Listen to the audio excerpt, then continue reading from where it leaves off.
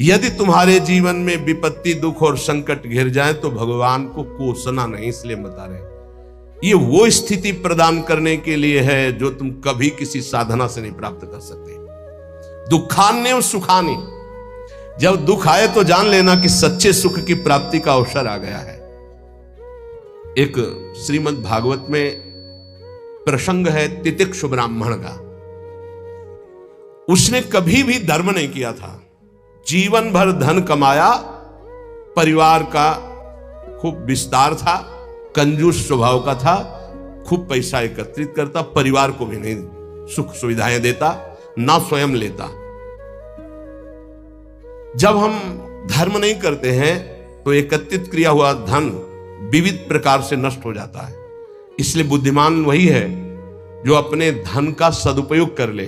जमा करना केवल उसका लक्ष्य नहीं, उसका सदुपयोग होना। धन्य है जिन्होंने धन का सदुपयोग कर लिया। उसने सदुपयोग भी नहीं किया, ना तो शरीर में, ना देवी संपदा की प्राप्ति में, ना किसी धर्म में। अचानक आग लग गई, धन नष्ट हो गया। परिवार वाले वैसे ही घृणा करते थे क्योंकि सुख सुविधा साफ छोड़ दिए, उसे निकाल दिए घर से। संपत्ति का नाश, कोई मित्र नहीं, कोई व्यवहारी नहीं। बड़ी अद्भुत घटना श्री कृष्णचंद्र जी उद्धव जी को सुना रहे। अब उसके मन में आया कि अरे पूरा जीवन जिस परिवार के लिए कोई मेरा नहीं, जो धन कमाया वो तो भस्म हो गया, अब क्या? शरीर तो वृद्ध है, अब क्या? तो हाथ उठाया और कहा, हे भगवान, अगर मेरी आयु अब कुछ भी है तो आज से मैं संकल्प लेता हूं मेरा जीवन आपके लिए। और इतना बड़ा महात्मा हुआ कि भगवान उसका यश गा रहे, पर देख लो उसके लोग उसको थूकते, पीटते, मारते, उसको सह करके वो ऐसा ब्रह्म ऋषि बना कि भागवत में उसकी चर्चा है। दुख भगवान की प्राप्ति निश्चित करा देता है यदि आप उबे ना तो। श्री स्वामी ओंकारानंद सरस्वती जी महाराज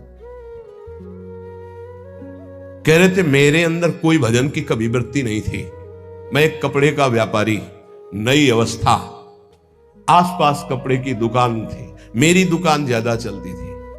उन लोगों ने हमसे द्वेष कर लिया और रास्ते में घेर करके हमें बहुत मारा, जूतों से, थप्पड़ से, खून खच्चर कर दिया। जब मैं घर गया कपड़े भीजे हुए खून से, परिवार वाले बहुत रोए कि ऐसा मैं कुछ किसी से नहीं बोला, सह गया। पर उन लोगों में एक था बहुत ही दुष्ट, उसने 2-3 दिन बाद फिर अकेले मुझे मारा। तब मेरे दिमाग में आया कि कब तक पीटता रहूंगा, अब इसको मैं मारूंगा। तो व्यापारी था ही, मैंने करौली खरीदी, उन्हीं के बिल्कुल यथावत शब्द, करौली खरीदी और रास्ते में जहां मुझे पीटा था वहीं खड़ा हो गया। अब वो तो पीटने वाले थे, उनको डर तो था नहीं, उनको पता नहीं था कि मैं किस भाव में खड़ा हूं। जे भी हुआ है मैं दौड़ पड़ा, मार करौली, उनको मार डाला, उसको मार डाला और मार करके मैं कोतवाली पहुंचा और वहां आत्मसमर्पण कर दिया बिना किसी गवाही के। मेरी ही गवाही में मुझे तन्हाई की सजा दी गई। जब तक न्याय ना होगा तब तक तन्हाई की सजा। और उसमें था कि आसपास कीलें लगी थी, बस केवल खड़े हो सकते हो, बैठ सकते हो, ना इधर ना इधर, बिल्कुल सीधा। जब वहां पहुंचा तब सोचा कि अरे ब्राह्मण के घर जन्म मिला और ये जीवन ऐसे कटेगा, ये तो भारी पाप हो गया हमसे। बस हाथ उठाया उसी तन्हाई में और कहा, एक बार मुझे अवसर दिया जाए, हे परमात्मा, हे परमेश्वर, मैं आजीवन आपका भजन करूंगा।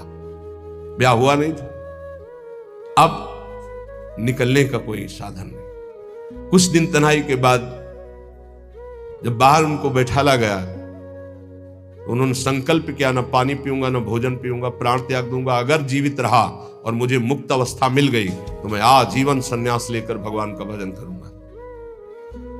ऑफिसर आते, डंडे से मारते, थप्पड़ मारते, लातों से मारते, पर ना मैं बोलता, ना मैं पानी पीता, ना भोजन करता। दृढ़ संकल्प। अब ये चर्चा का विषय बन गया तो बोले बड़े अधिकारी कोई थे, वो आए और कहा हम एकांत में इससे बात करेंगे। तो हमसे कहा कि बोलो, क्या बात है? क्या तुम निर्दोष हो?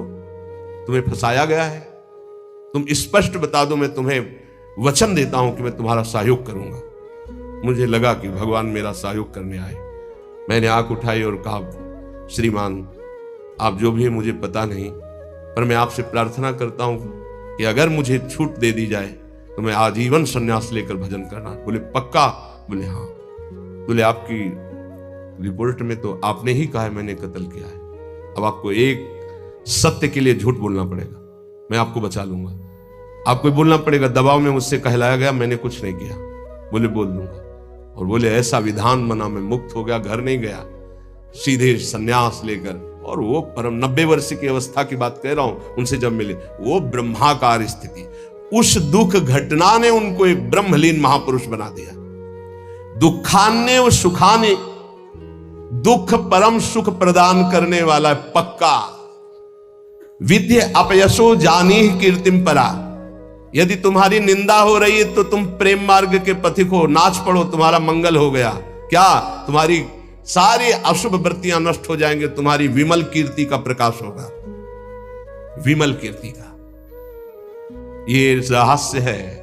जब तुम्हारी निंदा हो तो आनंदित हो जाओ, जब दुख हो तो जान लो परम सुख की प्राप्ति का मार्ग खुलने वाला है।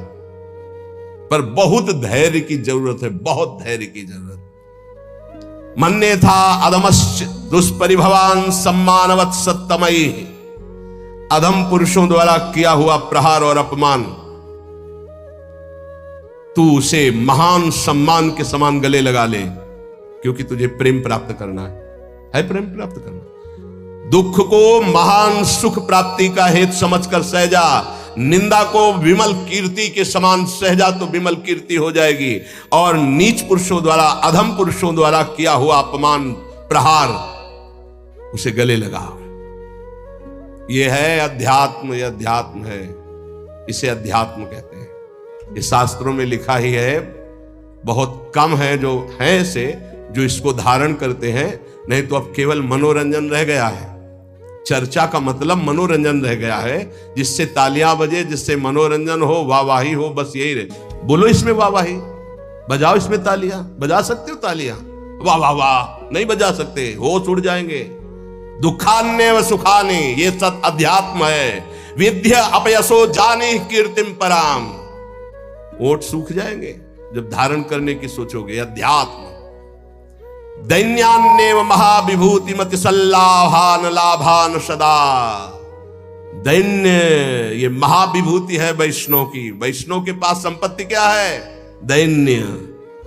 यही दरबार दीन को आदर रीति सदा चली आई। दैन्य, दैन्यान्यो महाविभूति मति सल्लाभान लाभान सदा, अलाभ को परम लाभ जानकर दैन्य भाव से मान अपमान दुख सुख जो भी परिस्थिति निंदा स्तुति सबको चीरता हुआ जो नाम जप करता हुआ आगे बढ़ता है, तो कह रहे वृंदावनम जीवनम, उसके जीवन में दिव्य वृंदावन का प्रकाश हो जाता है।